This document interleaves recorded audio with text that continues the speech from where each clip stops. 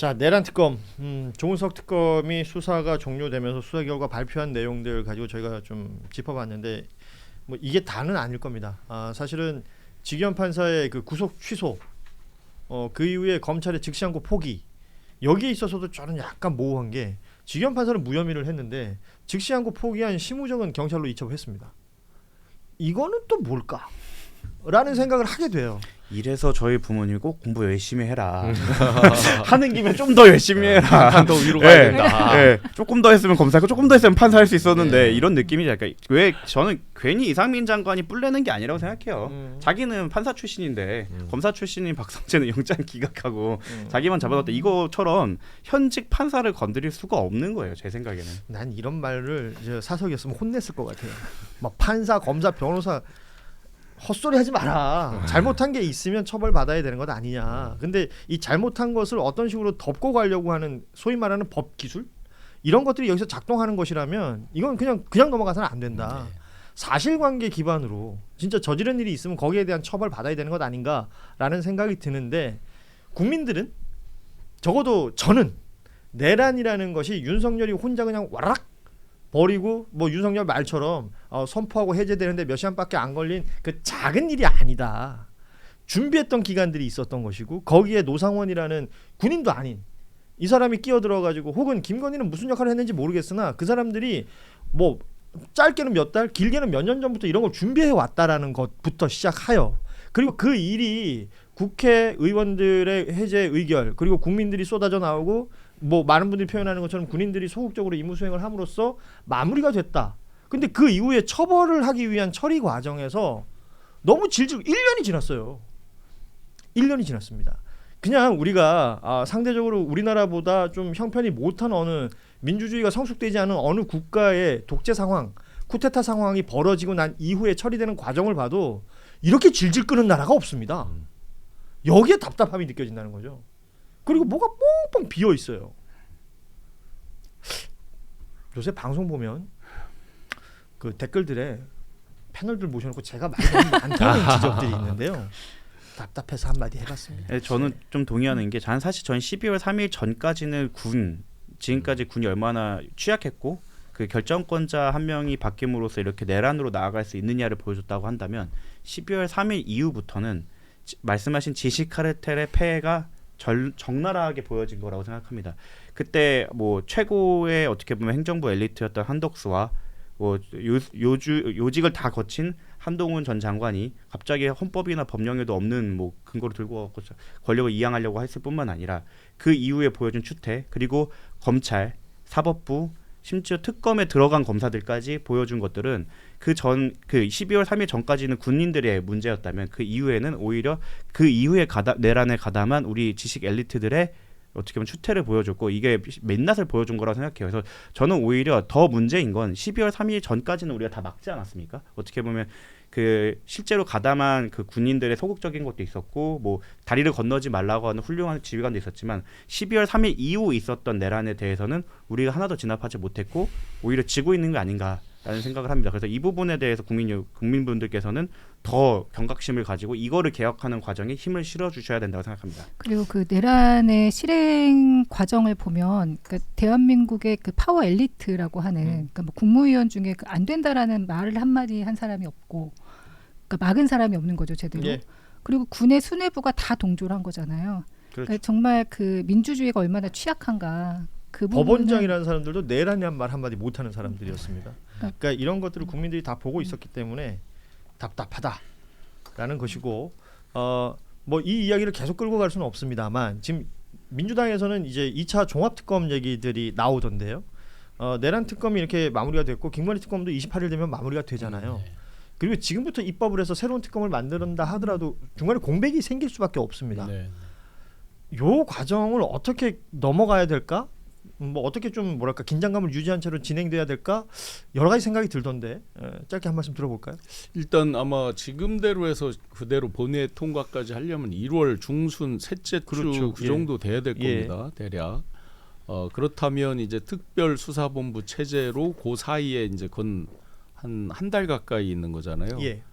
이때 과연 이게 텐션이 유지가 될까? 그러면 이제 기소하거나 할 때 이런 절차 이런 것들이 이제 다시 평상시로 돌아가는 셈이잖아요. 그렇죠. 엄밀히 보면. 그러면 이제 검찰의 협조 이런 것들이 또 완전히 그 담보가 돼야 되는데 과연 그런 게 될까 여러 의구심들이 있는 거죠.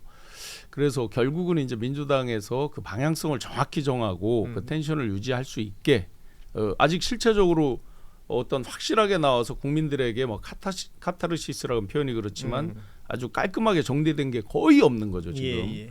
내란도 그렇고 김건희 특검에 많은 것들이 문제만 제기돼서 일종의 이제 세미나 하다가 발제는 했는데 결론은 아무것도 못 내린 뭐 이런 거랑 비슷하죠. 그래서 그 민주당의 역할이 정말 큰 것 같습니다. 우리가 이제 어떤 사회적 참사를 겪거나 뭐 이러고 나면 꼭 나오는 얘기가 이제 진상규명과 책임자 처벌 얘기를 하는데 이게 잘 안 돼요. 늘 보면.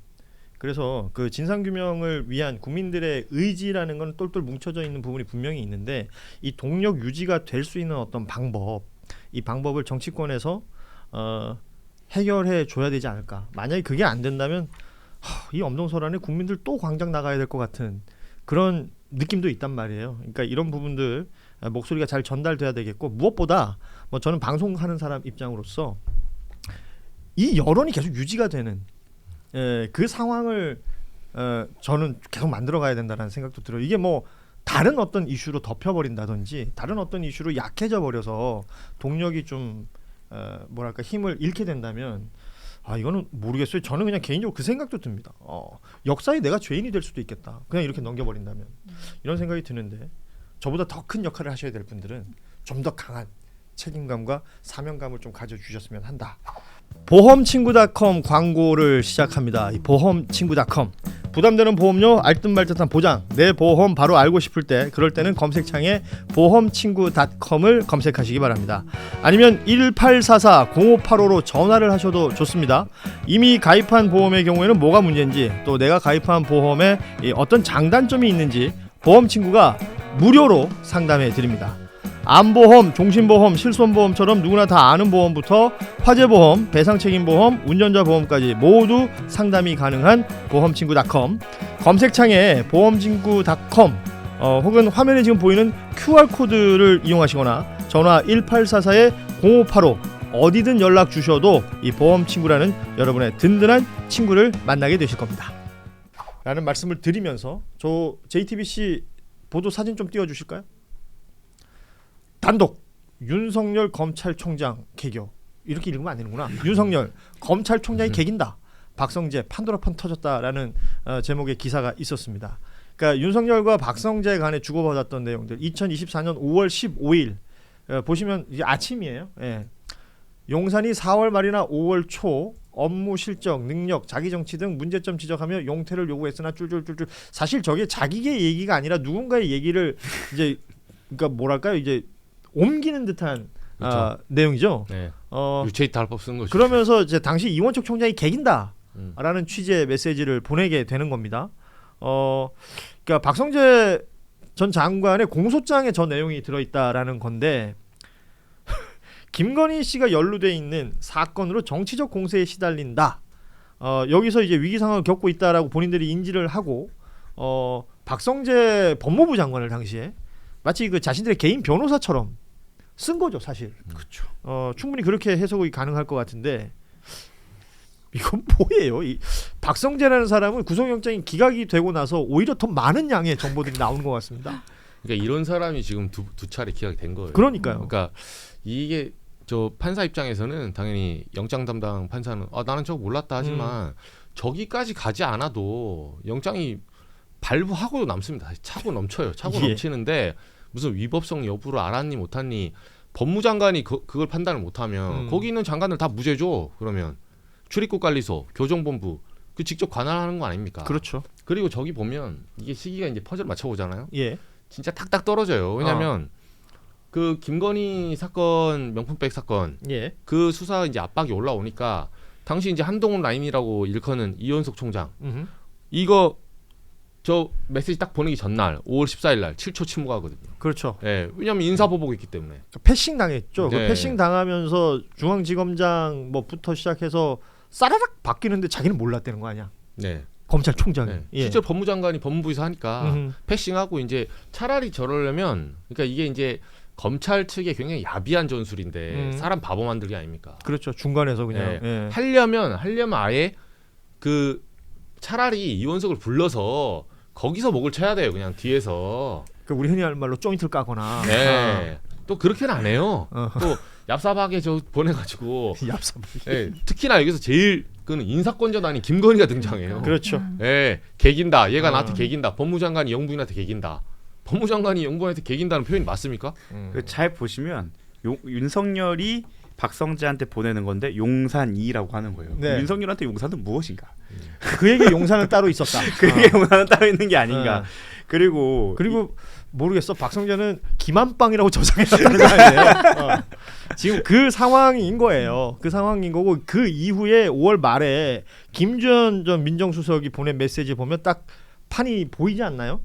장관님 인사 실력이 워낙 훌륭하셔서 말끔하게 잘 된 것 같습니다. 라는 메시지를 보냈다는 겁니다. 박성재한테. 이프로스 서버는 저 때는 좀 뭐가 접속이 잘 안 됐나 봐요. 사실 검사들이 가장 들고 일어나야 될 사안은 저거였거든요. 예. 심지어 법무부 장관이 뭐라고 그 신중 검토하라라고 말한 정도가 아니라 개긴다라고 하면서 대통령이 찍어내려고 했고 심지어 그 원인이 아무것도 아닌 사람인 영부인이었다라는 거를 검사들이 알았잖아요. 그리고 사실 지금 밝혀져서 나오기 전에도 공공연하게 검사님들이 다 알고 계셨거든요. 근데 그때는 이프로스에서 왜 그렇게 결기 있는 검사장이 한 명도 없었으며 직을 내던지면서 검찰의 위신을 지키려는 검찰주의자가 없었고 그리고 초임 검사들은 그때 뭐 했습니까? 심지어 제가 그때 신중검토 뭐 한 번 했을 때 정말 그 소위 중립적인 척하는 그 법조인들이 정말 많이 비판을 했거든요. 알지도 못하면서 이제 방송쟁이 다 됐네 말면서 비판을 했거든요. 그건 맞는 말이지. 방송쟁이 그건 다 맞는 된 거 같긴 한데 사실적이긴 한데 그때 저분들은 도대체 어떤 말을 했고 어떤 비판을 했습니까? 오히려 디올백 수사가 미진하다 이런 비판은 그래도 가끔 했지만 저렇게 지시받는 거나 마치 검찰이 수족처럼 부려지거나 개인 로펌처럼 이용당하는 거에 대해서 어떠한 비판도 안 하셨거든요. 예. 진짜 이거는 그 말하는 소위 법조 엘리트들의 민낯을 보여준 사건이고 이거는 역사에 기록돼 갖고 사실 박제가 돼서 박성재 전 장관에 대한 구속영장 기각과 함께 이건 꼭 교과서에 남겨야 된다고 생각합니다. 그러니까 보통은 이제 우리가 정치 기사 쓸 때 뭐 대통령이 무슨 가이드라인을 내렸다, 뭐 이런 예, 예. 제시했다 이런 거 쓰거든요. 그것만으로도 큰 뉴스죠, 사실. 그게 아니고 예, 이건 직접 지시를 하고 대놓고 그냥 예, 뭐. 예. 그리고 심지어 대통령의 배우자까지 나서서 직접 수임료도 안 주고 예. 지금 로펌 쓴 거 네, 아니에요? 개인 변호인으로 쓰고 예. 자기 수사를 하는 사람들의 인사를 좌지우지하고, 그러니까 이거 자체가 사실 굉장히 충격적인 내용이잖아요. 근데 영장이 이제 기각이 박성재 그렇죠. 예. 전 장관에서 영장이 기각되고 전반적으로 그러니까 납득되지 않는 부분들이 너무 많은 거예요. 아니 그러니까 우리가 이게 뭐 검찰의 사유화 이런 이제 사실은 어려운 표현을 쓰기도 하고 예를 들어서 윤석열 김건희가 이제 권력의 정점이라고 본다면 자기 권력 자기 마음대로 휘두르고 자기 관련해서 수사가 들어오면 그것을 어떤 식으로 그걸 무마시키기 위해서 애썼던 것인가. 그래서 박성재가 김한빵이라고 저장한 것이 난 시사하는 바가 큰 거예요. 그러니까 안방마님이 마당새 부리듯이 부린 거 아닙니까 지금? 그 마당새가 그런데 법무부 장관인 거예요. 그랬더니 인사를 통해 가지고 그냥 마음대로 다 해버린 것이고 그러면서 당시 그 순간적으로는 김건희 입장에서는 뭔가 해소된 듯한 느낌을 받았을 거 아닙니까? 그래서 그 황제 조사 받고 출장 조사 받고 그냥 나 무혐의야 이랬던 거잖아요. 그것을 많은 국민들이 지탄했고 많은 언론들의 비판 기사를 냈고 그럼에도 불구하고 정치권에서 그거 말 안 된다, 그거 특검해야 된다. 그리고 이때 막 그 무슨 명태균 게이트 터지고 줄줄이 사탕으로 뭐 계속 쏟아져 나오니까 이런 모든 것들이 계엄의 이유가 된 것 아니냐라고 의심하는 바입니다. 그리고 이 기사의 특징이 뭐냐면 저희가 대선 때도 김건희를 취재해 보면 굉장히 오묘한 게 나와요. 뭐냐면 연초에 원래 법원하고 검찰 인사 있거든요. 예. 근데 사실은 사람들이 몰라서가 아니라 일반인들은 검찰 인사가 뭔지 정확히 몰라요. 그러니까 요직이 어딘지 모르거든요. 그렇죠. 예. 예. 그러니까 나 조직 지금 먹고 살기 바쁜데 우리 팀장하고 지금 실랑해야 되는데 그렇죠. 검찰 인사가 무슨 기획조정분이 뭐 감찰국장이 알 게 뭡니까? 근데 김건희가 대선 때 보면 딱딱 꼽아요. 이번에 얘는 법무연수원, 네, 얘 동부지검장, 네, 동남북서 순서도 정확하게 알아. 동남북서를 알아. 네.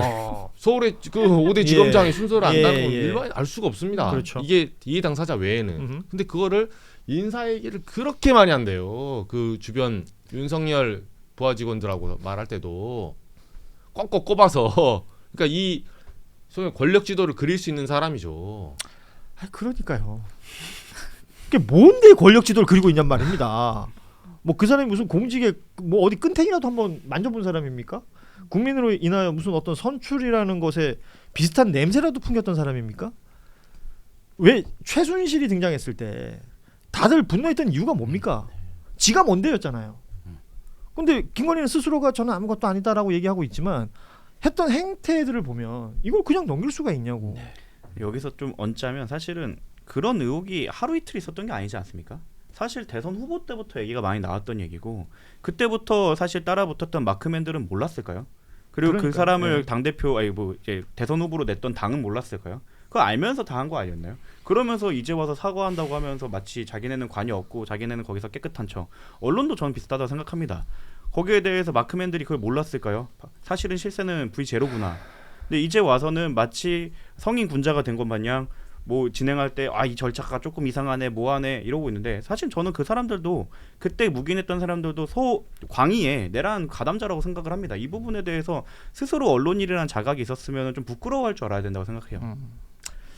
자, 아무튼 박성재 전 장관 관련해서는 명태균 관련해서 뭐 보고서를 10번이나 작성했다 뭐 이런 내용들도 지금 나오고 있어서 이 사람이 영장이 기각된 상태에서 현재는 기소가 된 거잖아요. 재판 과정에서 어떤 식으로 이 내용들이 더 정리가 될지는 좀 볼 필요가 있어 보입니다. 다만 내란 특검의 수사가 마무리가 되었다고 해서 국민적인 관심이나 그 여론의 어떤 열기, 동력 이런 것들이 떨어져서는 안 되겠다라는 얘기를 하면서 조금 요 뉴스는 마무리를 하고요. 보험친구닷컴 광고를 시작합니다. 이 보험친구닷컴 부담되는 보험료 알듯말듯한 보장 내 보험 바로 알고 싶을 때 그럴 때는 검색창에 보험친구닷컴을 검색하시기 바랍니다. 아니면 1844-0585로 전화를 하셔도 좋습니다. 이미 가입한 보험의 경우에는 뭐가 문제인지 또 내가 가입한 보험에 어떤 장단점이 있는지 보험친구가 무료로 상담해 드립니다. 암보험, 종신보험, 실손보험처럼 누구나 다 아는 보험부터 화재보험, 배상책임보험, 운전자보험까지 모두 상담이 가능한 보험친구닷컴 검색창에 보험친구닷컴 혹은 화면에 지금 보이는 QR코드를 이용하시거나 전화 1844-0585 어디든 연락 주셔도 이 보험친구라는 여러분의 든든한 친구를 만나게 되실 겁니다.